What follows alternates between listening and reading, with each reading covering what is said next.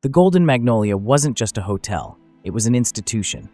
Nestled in the heart of the city, it catered exclusively to the elite.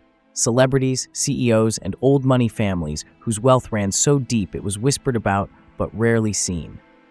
To the outside world, the Golden Magnolia was a sanctuary of opulence, its marble floors gleaming under chandeliers of crystal. For Zola, it was more than just a workplace.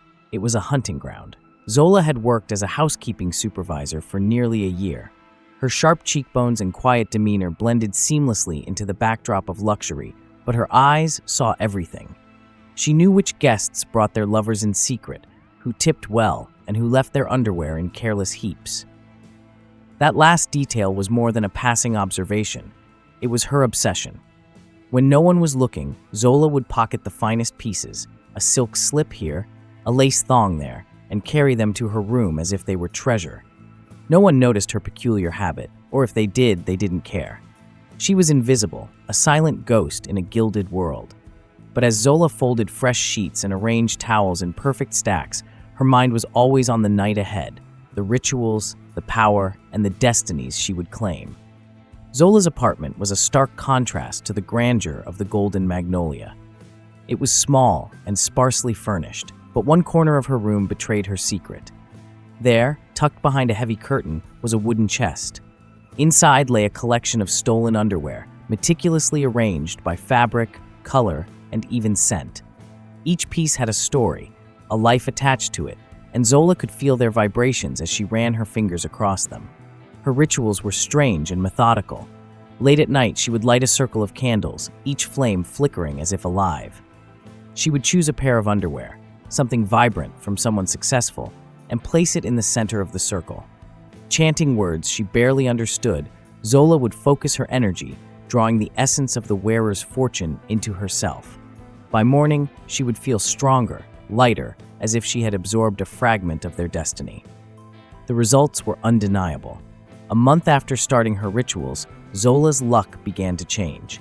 She won the lottery, not a jackpot, but enough to turn heads. Men who had never noticed her before suddenly found her irresistible. Promotions, opportunities, and favors flowed her way like a river. And yet, with each success, she hungered for more. Behind the locked door of room 301, Zola kept her most prized possessions. The guests never knew how carefully she chose them, how she watched their movements, studied their habits. The room wasn't on the hotel's map. It was a forgotten storage space she had claimed as her own. Here, she performed the rituals that no one could ever witness. The air in the room was thick with the scent of incense. Strings of beads hung from the ceiling, and a mirror sat in the corner, cracked but polished to a sheen.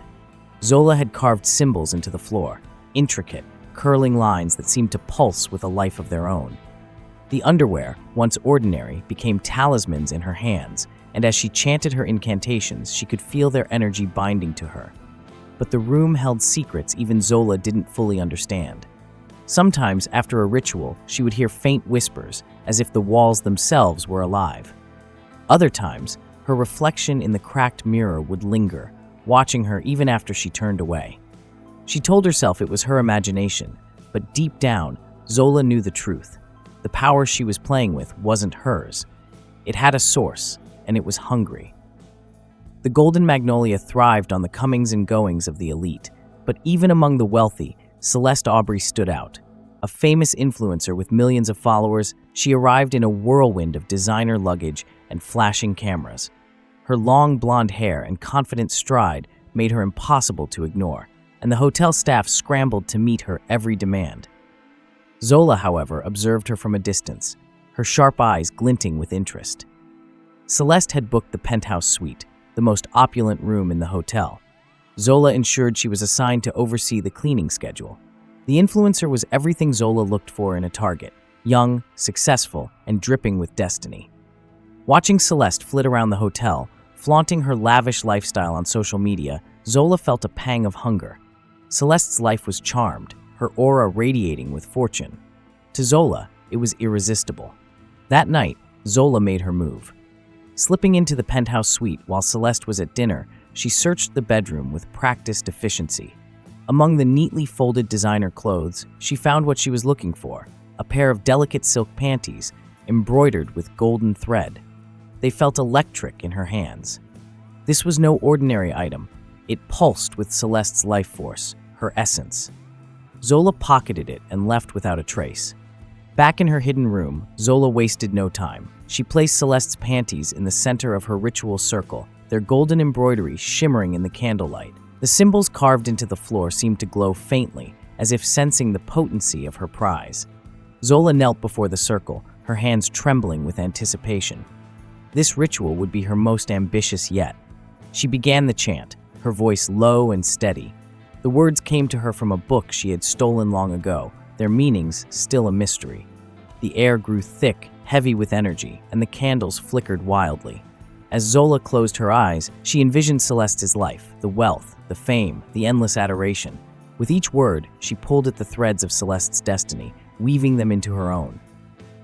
When the ritual ended, Zola felt a surge of power course through her veins. Her reflection in the cracked mirror stared back, sharper, more vibrant, as if she had absorbed some of Celeste's glow. Satisfied, Zola extinguished the candles. But as the room fell silent, a strange sensation lingered, like the faint hum of an unseen force. For the first time, Zola felt uneasy.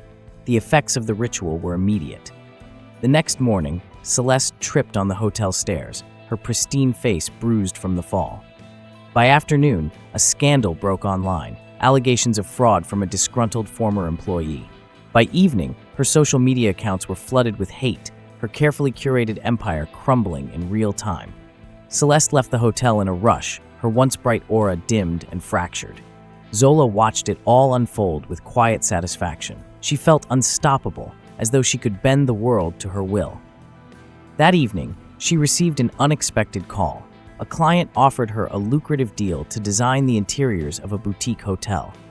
She had no formal training, but they insisted she was the perfect fit. It was as if the universe itself was handing her opportunities on a silver platter. But beneath the triumph, there was an undercurrent of dread. That night, as Zola walked through the hotel's quiet halls, she thought she heard footsteps behind her. Turning, she saw no one, but the feeling lingered.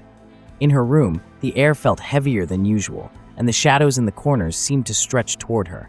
Something had shifted, and Zola couldn't shake the sense that she was being watched. The days following the ritual brought Zola unprecedented success. Her confidence grew as she reaped the rewards of her stolen destinies. Guests began to compliment her glowing complexion, and management praised her efficiency. The boutique hotel deal became the talk of her small circle of acquaintances, cementing her as a rising star. But behind the veneer of success lay the guarded life Zola led.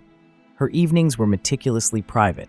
She declined invitations from coworkers and avoided unnecessary interactions. Her apartment, sparse as it was, became her sanctuary, but also her cage. The rituals were her lifeline, and she clung to them with a fervor that bordered on obsession. Yet, every time she closed her eyes, shadows seemed to creep closer, and whispers echoed faintly in her ears. She tried to ignore them, convincing herself they were remnants of her overactive imagination. But the rituals were taking their toll in ways Zola hadn't anticipated.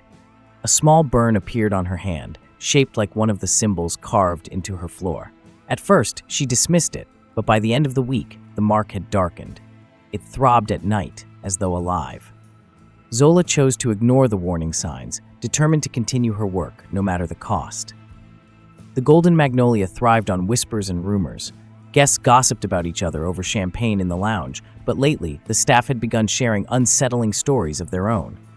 Items were going missing, personal trinkets, jewelry, even undergarments. At first, it seemed like mere carelessness on the part of the guests, but the frequency of the incidents began to raise eyebrows. "Have you noticed how weird Zola's been lately?" one housekeeper murmured to another during a coffee break. "She's always sneaking around. And have you seen her lately? She looks different." The staff dismissed it as idle chatter, but the whispers gained momentum. Some claimed to have seen Zola wandering the halls at odd hours, her shadow stretching unnaturally long in the dim light. Others swore they heard faint chanting coming from an unused room in the West Wing. While no one dared confront her, the tension among the staff was palpable. Unaware of the rumors swirling around her, Zola remained focused on her next target. She believed herself untouchable, confident that her rituals left no trace. But her name was on everyone's lips, and soon, someone would be brave enough to act on their suspicions.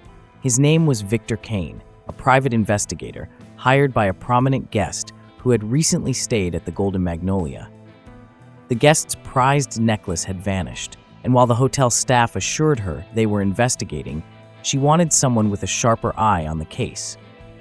Victor was no stranger to high-profile thefts, but something about this case felt different. Victor's arrival at the Golden Magnolia was unassuming. Dressed in a simple suit, he posed as a guest, his sharp eyes taking in every detail. Within a day, he began noticing peculiarities. The staff were nervous, particularly around one person, Zola. She moved with an air of authority, but there was something unsettling about her demeanor, something Victor couldn't quite place. Congratulations! You've made it to the end of part 1. That's no small feat, and I'm so glad you stuck with me until now. What do you think will happen to Zola? Do you think she gets caught? Or is there something even more shocking waiting for her? Let me know your thoughts in the comments below. I'd love to hear what you think happens next.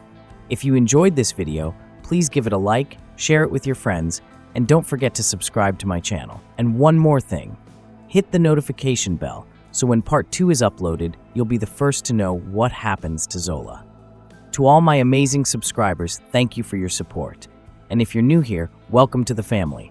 Stick around because there's always more to the story. Until next time, stay curious, stay safe, and don't forget to come back and find out what happens next in part 2. Adios, muchacho.